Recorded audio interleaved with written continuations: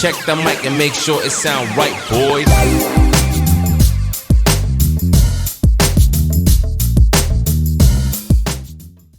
Don't you sometimes wonder why so many immigrants who come to America can build a new life and a fortune while many of the people who were born here are barely surviving? They have a dream, a defined goal, ambition. Aside from the pioneers that crossed the prairies and the mountains to reach their vision of hope and future promises, there are other amazing examples of how ambition has shaped America. Take Ben Franklin, for instance. When most people think of Ben Franklin, they remember the kite and the lightning bolt and the discovery of electricity. What a lot of people may not know is that Ben Franklin was one of the first writers to address self-making. When Franklin started Poor Richard's Almanac in 1732, he used the blank spaces between the crop data and the weather information to insert clever bits of moral and practical advice. I'm sure you've heard the saying, fish and company start to stink in 3 days. Well, that was one of hundreds of Ben Franklin's comments on life. Another was, diligence is the mother of good luck. You know, it's amazing how hard-working, smart-working people have all the luck. We sometimes hear of a brand-new musical group, an overnight success. They must have been in the right place at the right time, knew the right people, had a friend to help them out.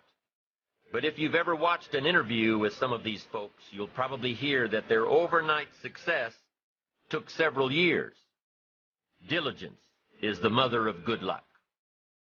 Now, in addition to these witticisms, Ben Franklin gave us 3 principles of success and ambition that have withstood the test of time.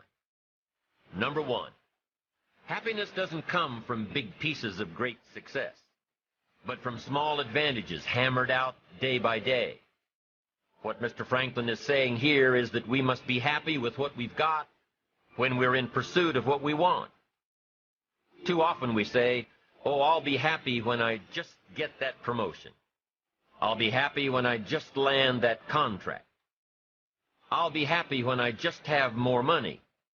I'll be happy when I just what? You won't be any happier when you reach your goals than you are right now. It just doesn't work that way. Abraham Lincoln said it best. He said, you'll be as happy as you make up your mind to be. Right now, whether you're on your way, whether you've already gotten there, you'll be as happy as you make up your mind to be now. Right now. Being happy on the way doesn't mean you can't aim for great things. After all, look at everything Franklin accomplished in his lifetime. It means that big achievements come one small advantage at a time. It means that you've got to enjoy the journey. It means that you must enjoy and take pride in your little accomplishments. It means enjoying who you are becoming in pursuit of your eager desire, every day, every single day.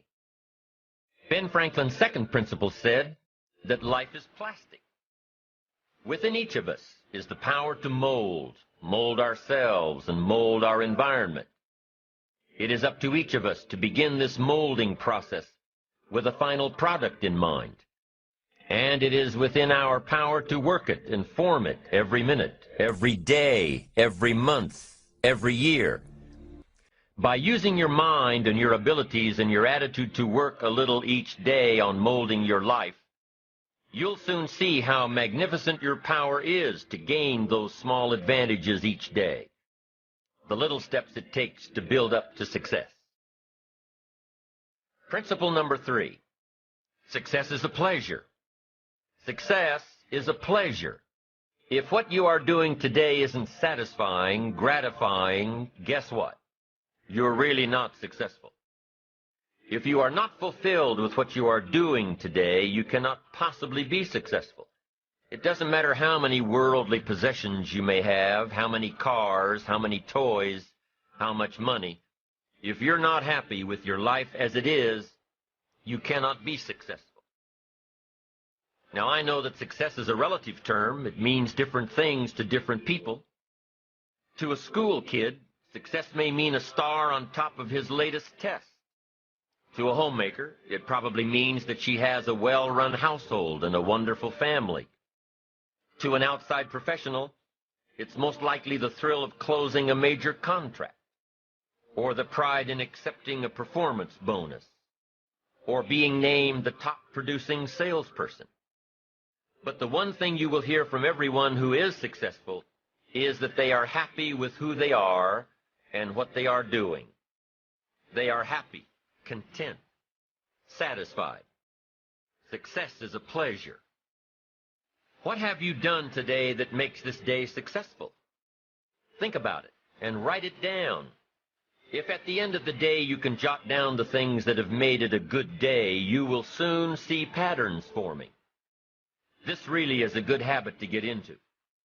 When you can see a pattern of pleasure, you'll know you're on the road to success. So take note of Mr. Franklin's 3 principles of success and ambition. Number 1, big achievements come one small advantage at a time. One step at a time, one day at a time. Number 2, you have the power to mold your life, to make it whatever you want, to shape it and reshape it. And number 3, success is measured through pleasure. This is the key one. Success is measured through pleasure. You've got to be happy along the way. You've got to learn to give yourself a pat on the back. Good job, you need to tell yourself. I'm proud of me today. You've got to be happy. You've got to learn to enjoy the process. These are really common sense ideas. They're practical, and William James agreed. He's another American great, one of the most notable philosophers and psychologists in our history. And he founded a philosophy called pragmatism. To be pragmatic is to be practical, to test the validity of a concept by its practical results, to actually question something and rate its usefulness by what it can do for you, to hear a method of doing something and figuring out if it's even worth your while. One of the issues Mr. James dealt with in his lifetime was, what does it mean to be a success, a significant person? After years of pondering this question, William James described success as a combination of 2 things. Number 1, an inner ideal which is followed persistently with courage. And number 2, outer achievement related to that ideal. Let's go back to number 1, an inner ideal which is followed persistently with courage. I take that to mean defining a goal and having the resolve to complete it. No matter what, I'll do it or die. Promise yourself you'll read the books until your skills change. Go to the seminars until you get a handle on it. Do it until it makes sense. Practice it until you've got it right. Don't give up until you get where you want to be, however long that is. Step by step, piece by piece, book by book, seminar by seminar, do it until. Go for it. Until is a very important word. It's magic. It means that you'll never give up. Don't miss the chance to grow, to pay the price. Until you learn, change, grow. You'll discover some of life's great treasures when you pay that price. William James' second part to success dealt with the outer achievement related to that ideal. You need both aspects to really be a success. But what Dr. James realized about his philosophy of success was that the first part is indeed more important than the second. Going for it. As long as you're working toward your inner goal, your dream, then success is possible. But once you give up your inner vision, then you can never become successful. You never will become successful. Until doesn't even matter. Now, maybe the person who's been working on a project for 10 years can be successful in his own right, if he's honestly working toward it, doing everything to make himself worthy of reaching the dream, really happy with where he is,